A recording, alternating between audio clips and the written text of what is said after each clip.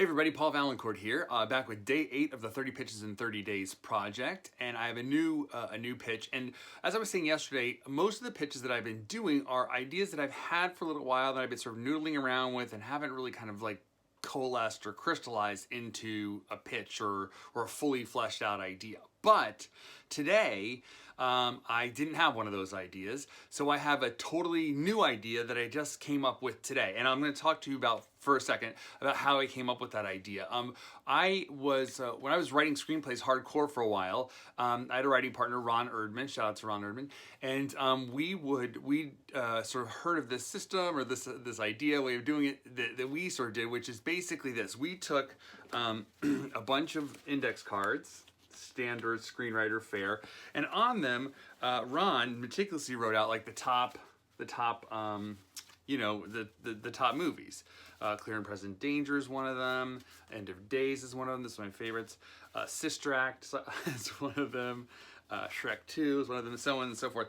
And so then the thing would be is that we would draw 2 cards, and then we would try to see if we could come up, or if that sort of sparked an idea. Sometimes it would, like right off the bat, and sometimes it would lead to a discussion that led to an idea.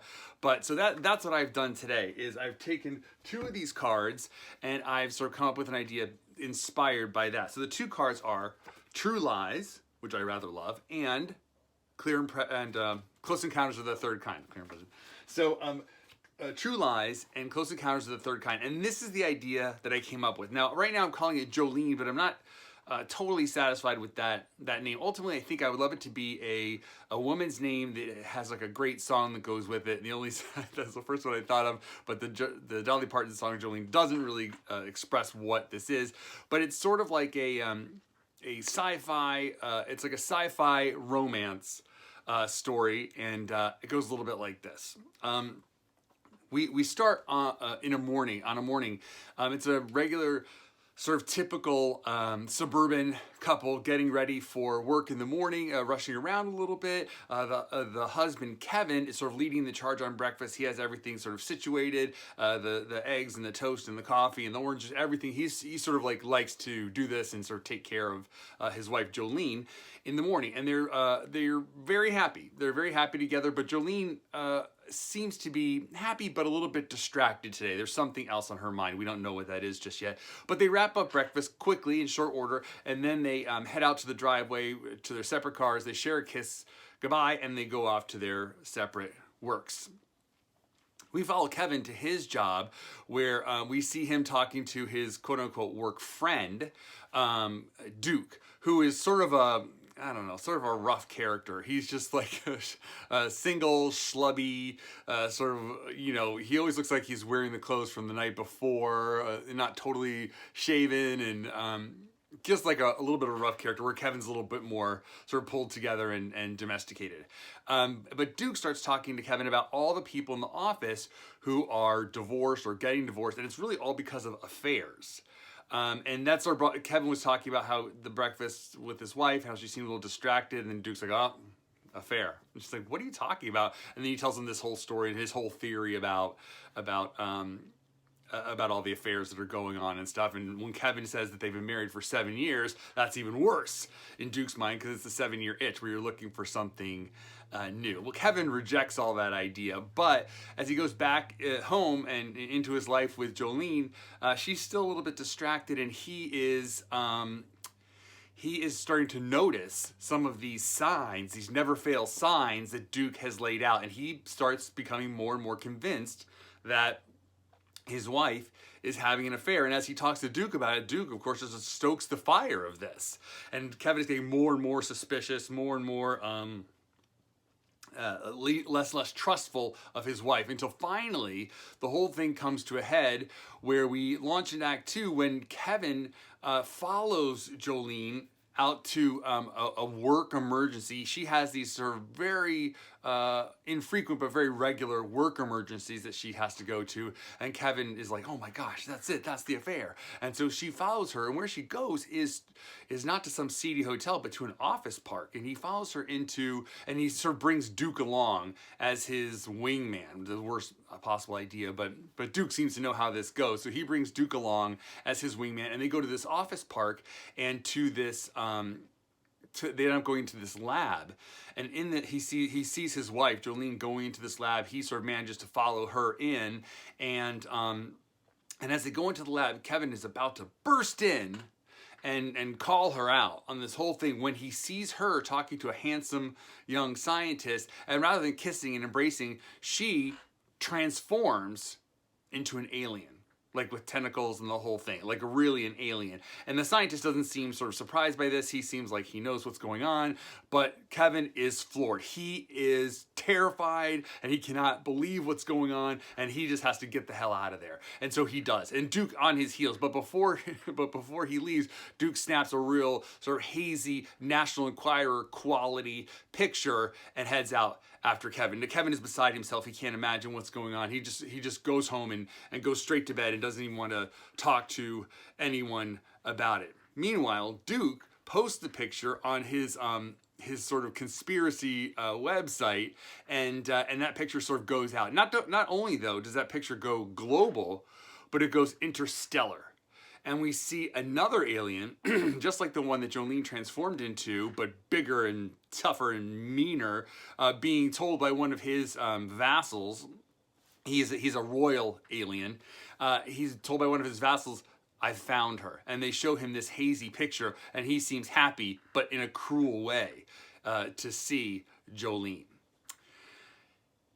Now they're back to their sort of normal life, and it is in fact their anniversary, and Jolene is very sort of affectionate and wants to have a night in with her husband, but he is freaking out. He doesn't know how to or if he should say anything, and so he's kind of avoiding her, and she's, you know, sexy, and she has like a little nightgown on, and they want to celebrate. She wants to celebrate their anniversary, but he ends up just running out and kind of avoiding her and orbiting around her for a few days, going to doctor's appointments to see if he has anything or whatever.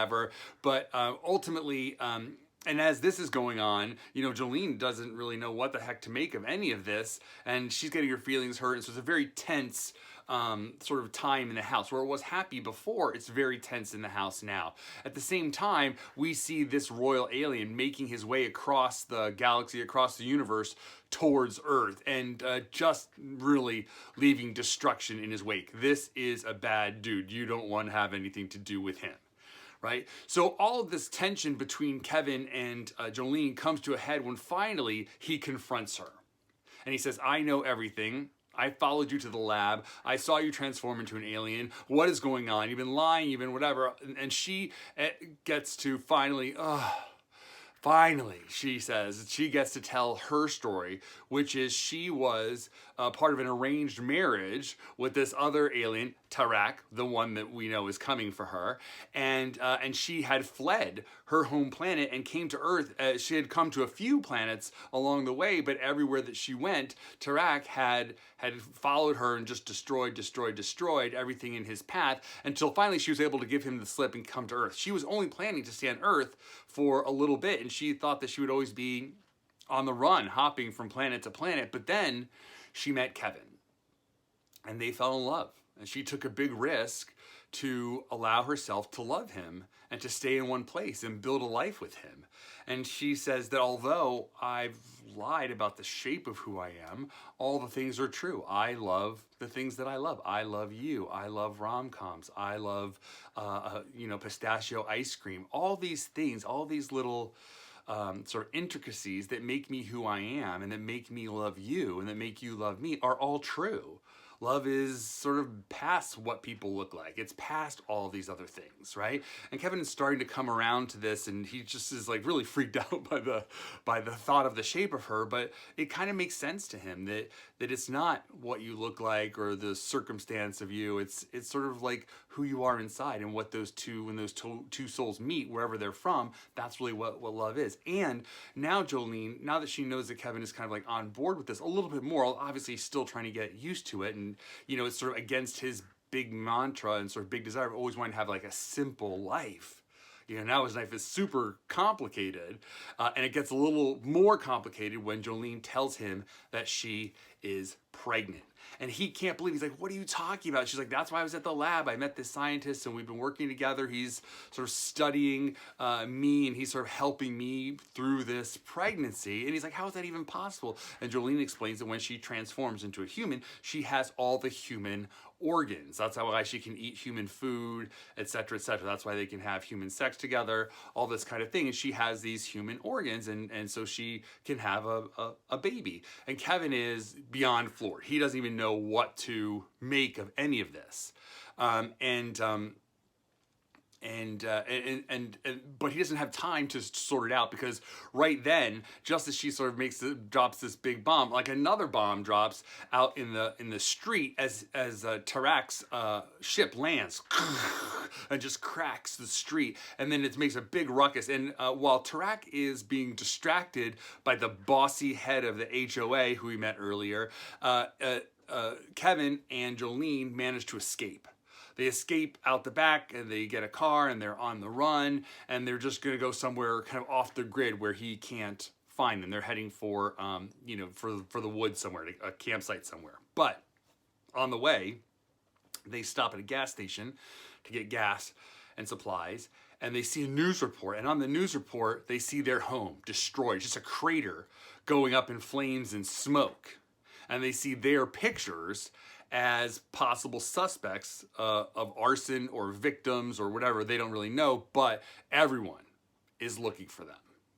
And so it's going to be almost impossible for them to disappear. Even the guy who works at the gas station is starting to say, hey, aren't you the people who... And then they run out. But not too far, because then Tarak finds them. And he is ready to destroy Kevin and claim Jolene. And Jolene steps in the way and says, look, here's the thing. I will go with you if you leave Kevin and leave Earth alone. And Kevin is protesting, no, no, no. And she's like, it's the only way. It's the only way. He'll destroy this whole planet to get me. And Tarak is like, well, why wouldn't I just destroy the whole planet anyway? And she's like, look, if you do that, you will never have me. I will always resist you. I will always be trying to escape from you. I will always be trying to get away. You'll never have a moment's rest as long as you live. And so Tarak thinks about it, and he takes her deal. I'll take you. I'll leave the rest of this mudball alone. And they leave. And Kevin is left there alone. He has the simplest life possible now. You know, something he's always wanted, this simple life, but now it's not what he wants. He wants that complicated life. He wants that life that he built with Jolene, as complicated and crazy as it now is. It's the life that he's built with her. It's what he's wanted. And so he follows them. And he knows, he's sort of found out that they're going back to that lab because there's something there that Tarak wants. So he heads back to the lab and he finds them there just as they're sort of talking to the scientist. And Tarak is about to torture the scientist to get this information, everything that he's learned about their species with Earth science. He wants to know what that is. And he's about to destroy this scientist when Kevin bursts in, and he demands to have his wife Jolene back. And Tarak can't believe it, and he says, are you challenging me to trial by combat? And Kevin says, yes, he is. And Tarak is a prince. Jolene is a princess, but Tarak is also a general of the armies of his planet, and he is as we've seen, a relentless killing machine. But to make this a little bit more fair, he decides that he will fight Kevin on his own terms. He will turn to human and fight them human to human. But he turns into a human, but sort of in the same way that The Rock is a human versus a regular guy, right? They're both humans, yes, but it's kind of still extraordinarily unfair. And in fact, it doesn't take long for Tarak to be destroying Kevin, just like throwing him around, destroying this entire lab. And then he's really just about to deliver the killing blow when Kevin remembers that when these aliens turn to humans, they get all the human organs, and that includes the balls. And he smashes Tarak right in the balls, stunning him. Tarak has no idea that this is coming. He doesn't know anything about humans. He doesn't know what this is. He's just sort of done it, and he gets stunned and totally thrown off his game. And then Kevin, boom, just knocks him straight out, and he's defeated him in combat. and that's it. He's won. He reunites with Jolene. They kiss. They're done. The other sort of couple aliens that Tarak has with him agree that the contest is over, that Kevin has won, and they gather up their defeated prince, and they head back to space. We end back in the kitchen, now rebuilt and remodeled, much nicer than it was before, and we see Kevin and Jolene and their baby Maggie, and they're having a very fun family breakfast, simple and fantastic breakfast, and they're feeding Maggie, and everyone seems really happy, and Maggie is a very happy little baby, and as she's eating, she's sort of morphing, transforming back and forth between a perfectly cute human baby and a perfectly cute alien baby, and sort of cycling through, and they're just, the three of them couldn't be happier together, and the screen fades to black. Okay, I'll see you tomorrow for day 9.